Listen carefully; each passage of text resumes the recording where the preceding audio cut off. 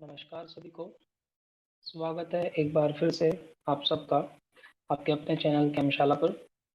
तो आज की क्लास में हम एसिड बेसिस एंड सॉल्ट से पहला वीडियो लेकर आए हैं और आज की क्लास में हम 3 मेन पॉइंट्स कवर करेंगे। पहला होगा एसिड्स और बेसिस का अरेनियस कॉन्सेप्ट, दूसरा degree of dissociation and the third point will be strong and weak acids and bases. तो स्टार्ट करते हैं। तो सबसे पहला पॉइंट हम ये देखते हैं कि जो एसिड्स एंड बेसिस हैं, आज की क्लास में हम स्पेशली एसिड और बेसिस इन दोनों की बात करेंगे। तो सबसे पहले हम ये देख रहे हैं कि ये जो दोनों वर्ड्स हैं एसिड और बेसिस, इनका ओरिजिन कहाँ से आता है, कौन से वर्ड से होता है। तो अगर हम एसिड की बात करें तो जो एसिड वर्ड है ये डिराइव किया गया है एसिडस वर्ड से, जो कि एक लैटिन वर्ड है। और ये एसिडस वर्ड का मतलब होता है, एक्चुअल में 1690s के दशक के आसपास जो ये एसिडस वर्ड है ये यूज किया जाता था सावर सब्सटेंसेस के लिए, यानी ऐसे सब्सटेंसेस जिनका जो टेस्ट है वो सावर है, मतलब कि खट्टा है, लाइक विनेगर। ठीक है, तो हम सब जानते हैं विनेगर जो है टेस्ट में काफी सावर होता है। तो विनेगर की ही तरह कोई भी सब्सटेंस अगर टेस्ट में खट्टा होता था तो उसे इस टाइम के दौरान लैटिन में एसिडस कहा जाता था। ठीक है, और फिर बाद में इस एसिडस लैटिन वर्ड से ही मॉडर्न वर्ड बना हमारा एसिड। बाद में देखा गया कि मोस्टली जितने भी एसिड्स हैं वो टेस्ट में सावर ही हैं। यानी शुरुआत में जब पहली बार ये वर्ड यूज करना शुरू किया गया तो उसके टेस्ट के बेसिस से ये सब्सटेंसेस के लिए यूज किया गया। सेकेंड पॉइंट एसिड्स के बारे में देखा गया कि ऑलमोस्ट जो सारे उस समय के एसिड्स थे मोस्टली वो वोलाटाइल लिक्विड्स थे। वोलाटाइल लिक्विड्स, वोलाटाइल लिक्विड्स वो होते हैं जो रूम टेम्परेचर के आसपास ही वेपर्स फॉर्म कर सकते हैं। तो ये था वर्ड एसिड के बारे में। अब इसी तरह से अगर हम बेस की बात करें तो जो वर्ड बेस है ये डिराइव किया गया, या एक तरह से हम कह सकते हैं रिप्लेस किया गया मैट्रिक्स वर्ड से। यानी पहले मैट्रिक्स वर्ड यूज होता था और उस वर्ड को रिप्लेस कर दिया गया बेस से। लेकिन अब ये मैट्रिक्स वर्ड किसके लिए यूज किया जाता था और फिर बाद में इसे बेस क्यों बना दिया गया। तो अराउंड अगर हम बात करें 1754 के आसपास पहली बार ये जो टर्म है बेस, इसका कंट्रीब्यूशन जाता है G.F. रूएल को। इन्होंने क्या कहा कि जो बेस है वो ऐसे सब्सटेंस हैं जो कन्वर्ट करते हैं, दैट कन्वर्ट लिक्विड एसिड्स, यानी जो एसिड्स हैं ज्यादातर वो उस समय लिक्विड्स थे, तो लिक्विड एसिड्स को कन्वर्ट करते हैं इनटू सॉलिड सॉल्ट।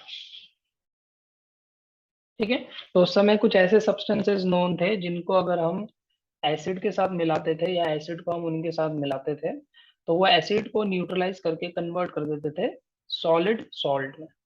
तो एक तरह से इसको इस तरह से लिया गया कि मान लीजिए हमारे पास बेस है, यानी वो सब्सटेंस है जो एसिड को कन्वर्ट कर रहा है, तो वो मोस्टली सॉलिड हुआ करते थे।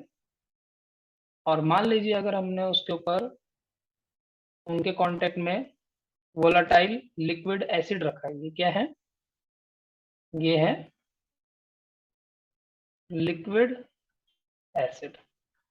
तो जैसे ही हम उनको उसके कांटेक्ट में इस सब्सटेंस एक्स की हम बात कर रहे हैं, ठीक है ना, तो ये जो सब्सटेंस एक्स है इसके साथ जब हम लिक्विड एसिड्स को रखते थे तो इसके अंदर ये एबिलिटी होती थी कि ये इन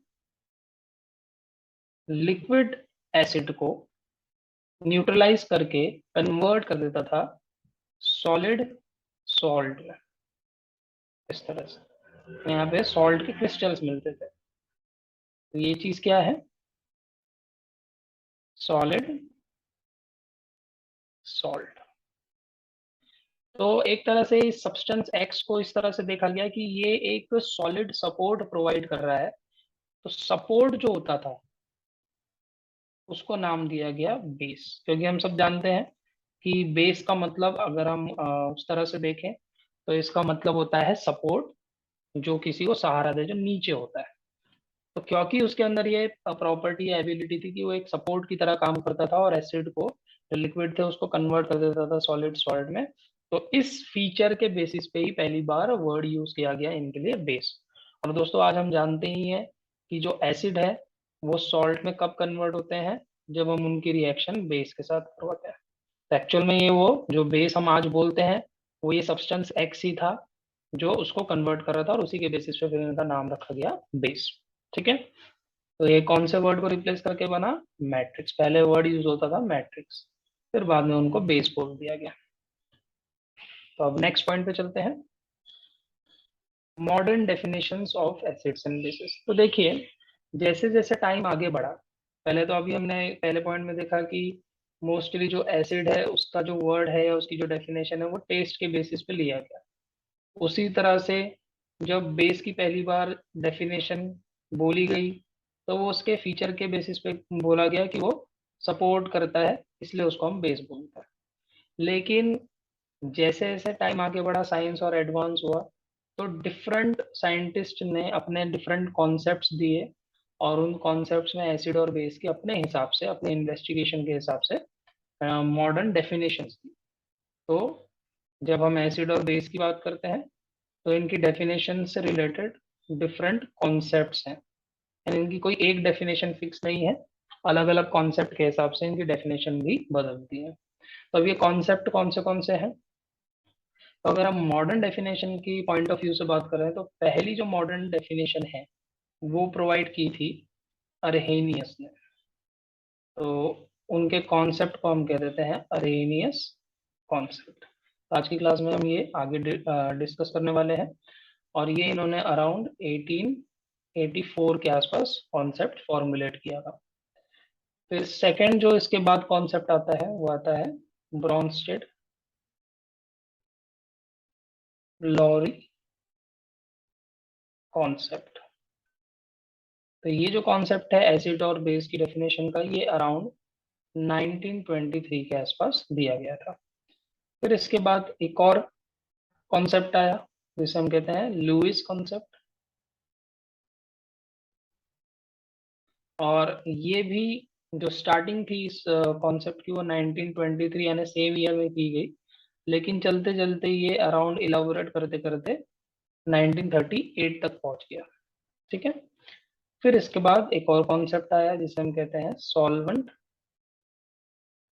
सिस्टम कॉन्सेप्ट, यानी यहाँ पर जो एसिड और बेस की डेफिनेशंस थी वो सॉल्वेंट के बेसिस पे रखी गई थी, इसको कहते हैं सॉल्वेंट सिस्टम कॉन्सेप्ट। तो ये कॉन्सेप्ट दिया था एल्बर्ट जर्मन ने अराउंड 1925 में।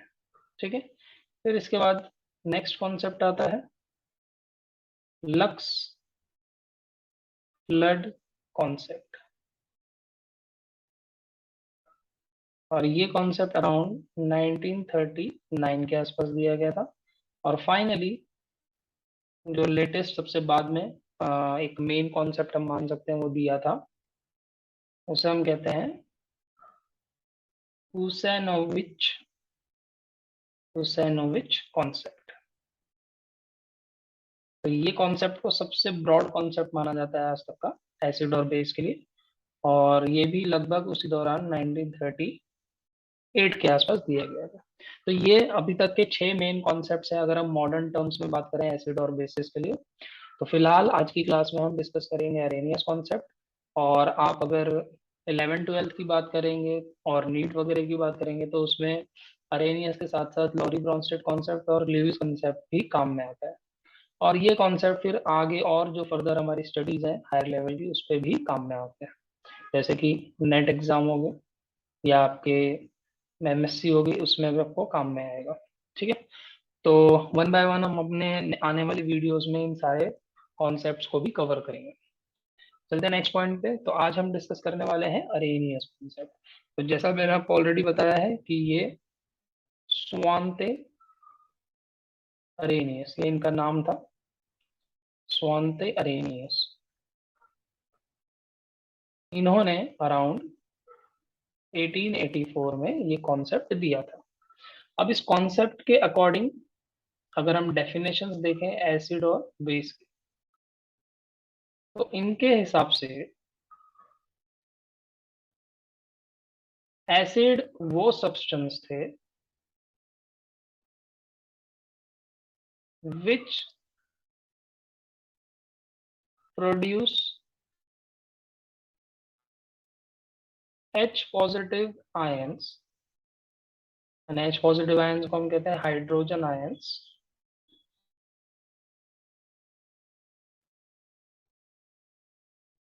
In water. यानी कि ये ऐसे सब्सटेंसेस होते हैं अकॉर्डिंग टू अरेनियस कि जिन्हें अगर हम वाटर में मिक्स करें तो वाटर में मिक्स होने के साथ ये H पॉजिटिव आयंस प्रोड्यूस करते हैं, यानी ये वाटर में H पॉजिटिव आयंस प्रोड्यूस करते हैं। ये इनका कहना, ये है अरेनियस कॉन्सेप्ट और Arrhenius definition for acid, substance which produce H positive ions. तो ये टर्म आपके लिए बहुत इंपॉर्टेंट है, H पॉजिटिव आयंस। ठीक है, उसी तरह से अगर हम बेस की बात करें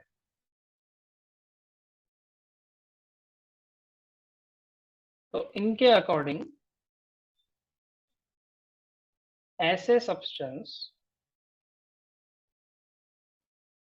जो वाटर में मिक्स होने के बाद विच प्रोड्यूस, वाटर में मिक्स होने के बाद ये प्रोड्यूस करते हैं OH माइनस आयंस। अब OH माइनस आयंस को क्या कहा जाता है, hydroxide ion, hydroxide ion in water. ठीक है, तो इनके अकॉर्डिंग हर वो सब्सटेंस जो वाटर में मिक्स करने के बाद, मिक्स होने के बाद OH नेगेटिव आयंस प्रोड्यूस करता हो उसे हम कहते हैं बेस। ठीक है, तो ये है अरेनियस कॉन्सेप्ट के अकॉर्डिंग एसिड और बेस की डेफिनेशन। तो अब जब भी आपके सामने अरेनियस एसिड की बात आएगी तो हम क्या याद रखेंगे शॉर्ट में, H positive ion in water, जो वाटर में H पॉजिटिव आयन प्रोड्यूस करता है। उसी तरह से जब भी बेस की बात होगी तो हम याद रखेंगे OH negative ion in water. ठीक है, तो इससे एक बात आप देख पा रहे हैं कि जो अरेनियस कॉन्सेप्ट है वो एप्लीकेबल है ओनली इन एक्वियस मीडियम। यानी कि अगर मीडियम वाटर है या हम किसी सब्सटेंस का सॉल्यूशन वाटर में ही बना रहे हैं, एक्वियस सॉल्यूशन बना रहे हैं, तभी ये कॉन्सेप्ट एप्लीकेबल होता है। तो एक तरह से देखा जाए तो ये बाद में इस कॉन्सेप्ट की लिमिटेशन भी साबित हुई, यही इसकी लिमिटेशन भी है जिसकी वजह से आगे के कुछ कॉन्सेप्ट दिए गए। ठीक है, अब इसमें अगर हम एक स्टेप और आगे बढ़े तो ये जो एसिड है या बेस है ये आयंस प्रोड्यूस कैसे करते हैं ये भी हमें पता होना चाहिए। वहां पर आयंस प्रोड्यूस कैसे हो जाते हैं, तो इसके लिए एक प्रोसेस रिस्पॉन्सिबल है जिसे हम कहते हैं डिसोसिएशन। तो डिसोसिएशन को समझना बहुत जरूरी है जब हम एसिड और बेस की बात करते हैं। So what do you mean by dissociation, breaking of compound. अब यहाँ पर फिलहाल हमारे लिए कंपाउंड कौन हुआ, एसिड या base. So breaking of acid and base into constituent ions in water। यानी कि जब भी हम किसी कंपाउंड को, अगर हम अब यहाँ पे बात करें एसिड और बेस को, अगर हम किसी एसिड या बेस को वाटर में डिसॉल्व कर रहे हैं और वो ब्रेक होके, यानी कि जो उसका पूरा एटम्स है वो एक दूसरे से सेपरेट होके आयंस में कन्वर्ट हो रहे हैं, तो उसी प्रोसेस को हम कहते हैं डिसोसिएशन। तो इसको हम शो कैसे कर सकते हैं? अगर हम एक सिंपल एग्जांपल लें HCl का, तो हम सब जानते हैं कि HCl इज हाइड्रोक्लोरिक एसिड, ये एक एसिड है।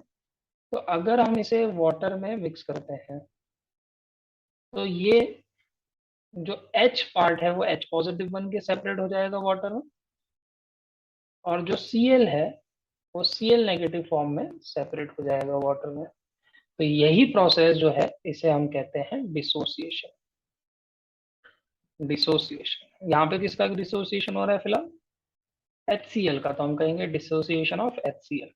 और इसी को, डिसोसिएशन को ही हम एक और टर्म बोलते हैं आयोनाइजेशन।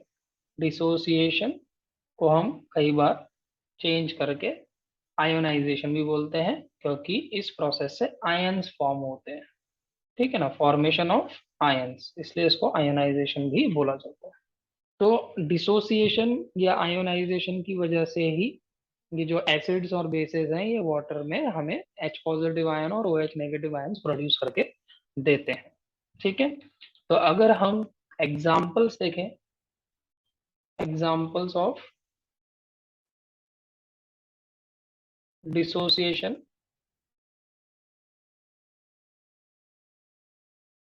तो हम दोनों के लिए देख सकते हैं। पहले हम ले लेते हैं एसिड्स और यहाँ हम ले लेंगे बेसिस।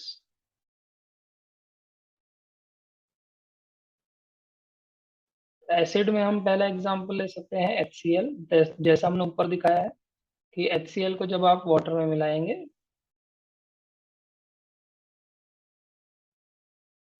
तो ये ब्रेक होके बनेगा H positive hydrogen ion plus Cl negative chloride ion. ठीक है, उसी के साथ इसी की तरह एक और एसिड होता है H2SO4, या फिर हम पहले ले सकते हैं एक और होता है इसमें HNO3 नाइट्रिक एसिड। इसे भी अगर आप वाटर में मिक्स करेंगे तो ये भी डिसोसिएट होके फॉर्म करेगा H पॉजिटिव आयन और NO3 यानी नाइट्रेट आयंस। ठीक है, उसी तरह से एक और एसिड होता है H2SO4 सल्फ्यूरिक एसिड। तो इसे भी जब आप डिसॉल्व करेंगे तो ये फॉर्म करेगा H positive ions plus SO4 2 minus ions. तो जो ऐसे एसिड्स होते हैं जो पर मॉलिक्यूल एक ही H पॉजिटिव आयन प्रोड्यूस करते हैं, उन्हें हम कहते हैं mono basic acids. Mono basic acids, यानी जो HCl है और HNO3 है, ये पर मॉलिक्यूल एक ही H पॉजिटिव आयन प्रोड्यूस कर रहा है, इन्हें हम कहते हैं मोनो बेसिक। जबकि अगर हम यहाँ पे देखें H2SO4, तो ये पर molecule 2H positive ions produce कर रहा है, तो ऐसे को हम कहते हैं डाई बेसिक। यानी एसिड्स में भी ये डिफरेंट कैटेगरीज हो सकती है। अब इसी तरह से अगर हम बेस की बात करें तो बेस का एक एग्जांपल है NaOH, सोडियम हाइड्रोक्साइड। तो वैसे तो ये सॉलिड होता है, लेकिन जब हम इन्हें वाटर में मिक्स करते हैं तो ये भी डिसोसिएट होके Na पॉजिटिव और OH नेगेटिव आयन प्रोड्यूस करता है। उसी तरह से KOH भी होता है, पोटेशियम हाइड्रोक्साइड। इसे भी हम वाटर में जब डिसॉल्व करते हैं तो ये बनता है K positive potassium ions plus OH minus ions. ठीक है, तो इस तरह से एसिड और बेसिस का डिसोसिएशन होता है वाटर में to produce H positive ions. Acid में क्या कॉमन है? H पॉजिटिव आयंस, और बेसिस में जो कॉमन है वो है OH negative ion, that is hydroxide. तो ये है अरेनियस कॉन्सेप्ट। अब हमारा आज का नेक्स्ट पॉइंट है डिग्री ऑफ डिसोसिएशन। तो देखिए डिग्री ऑफ डिसोसिएशन का अगर हम मतलब देखें तो एक तरह से हम कह सकते हैं कि ये एक्सटेंट ऑफ डिसोसिएशन होता है। तब आप कहेंगे कि ठीक है, एक्सटेंट का मतलब क्या। तो मान लेते हैं कि हमने क्या किया, 100 मॉलिक्यूल्स लिए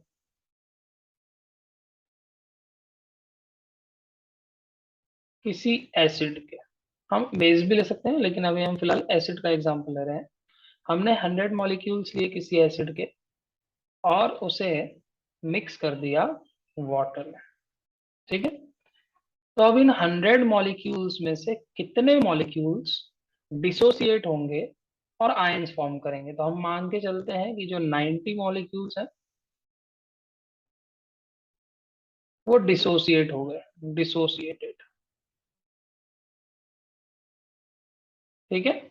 और जो बचे हुए 10 मॉलिक्यूल्स हैं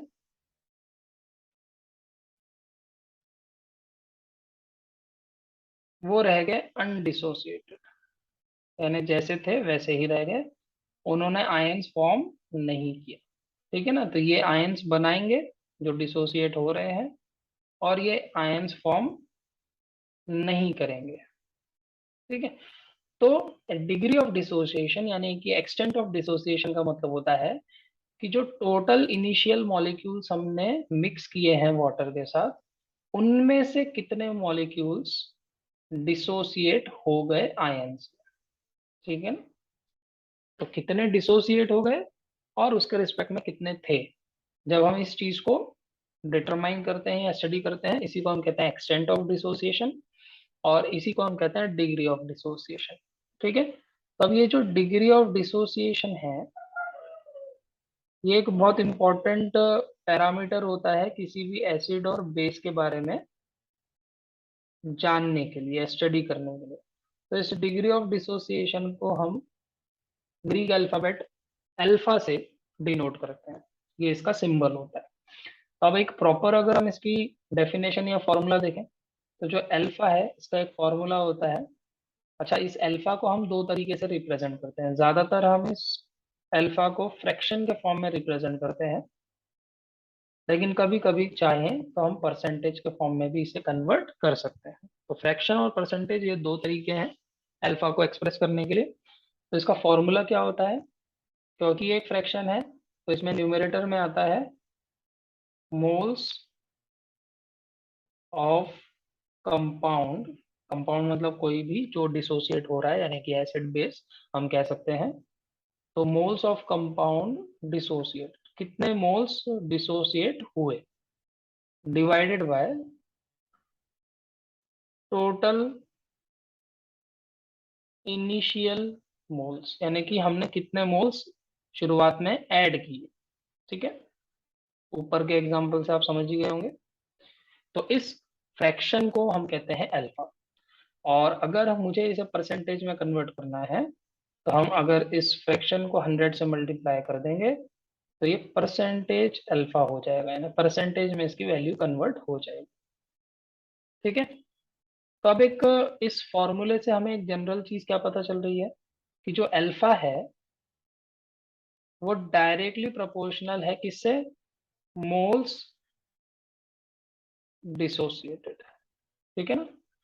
तो जितने ज्यादा मोल्स डिसोसिएट होंगे, अल्फा की वैल्यू उतनी ही ज्यादा होगी।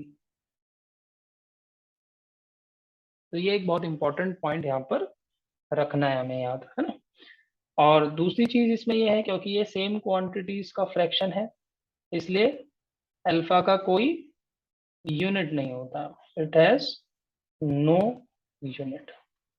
तो ये है डिग्री ऑफ डिसोसिएशन। इसे हम डिग्री ऑफ आयोनाइजेशन भी बोलते हैं, जैसा कि मैंने पहले बताया कि हम डिसोसिएशन जहाँ वर्ड यूज हो रहा है उसकी जगह अगर चाहें तो आयोनाइजेशन वर्ड भी यूज कर सकते हैं। तो अल्फा में क्या आइडिया दे रहा है कि कितने मोल्स डिसोसिएट हो रहे हैं।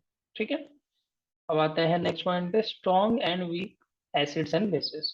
तो अब देखिए ये पॉइंट डिग्री ऑफ डिसोसिएशन से ही रिलेटेड है, related two degree of dissociation. मतलब कि अल्फा। इसलिए हमने पहले डिग्री ऑफ डिसोसिएशन के बारे में जान लिया। तो अब देखिए, अगर हम इसको दो पार्ट में डिवाइड करें,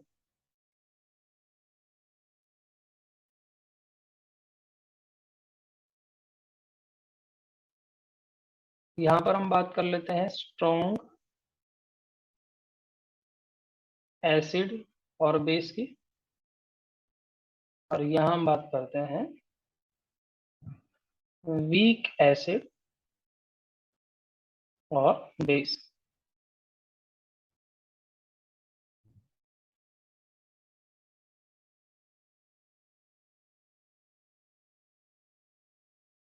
पहला पॉइंट, अगर हम स्ट्रॉन्ग एसिड या स्ट्रॉन्ग बेस की बात करें तो इनका मतलब होता है ऐसे एसिड या ऐसे बेस